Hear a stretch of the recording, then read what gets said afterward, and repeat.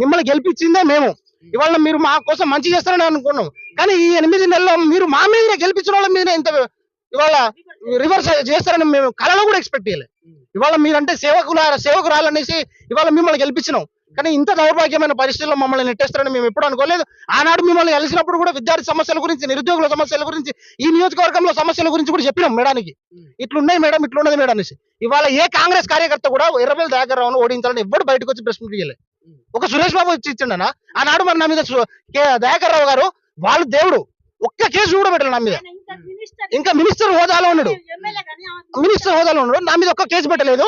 Social మీడియాలో దయాకర్ రావు గురించి మరి ఆనాటి పరిస్థితుల్లో వ్యతిరేకంగా పోస్టులు పెట్టినా కూడా ఒక్కనాడు కూడా ఏ ఒక్క లీడర్ నన్ను కానీ తిట్టలేదు, ఏ ఒక్క లీడర్ కానీ నన్ను కొట్టలేదు. దయాకర్ రావు గారు కూడా స్వయంగా వాళ్ళ పార్టీ వాళ్ళు కూడా ఎవరు కూడా వాళ్ళ కేసులు పెట్టలేదు. కానీ 6-8 నెలలలో ఈ మేడం ఇంత మరి పరిస్థితికి వస్తాయని నేను ఎక్స్పెక్ట్ చేయలేదు. విజయేందర్ రెడ్డి అనేటువంటి వ్యక్తిని అన్న వాస్తవానికి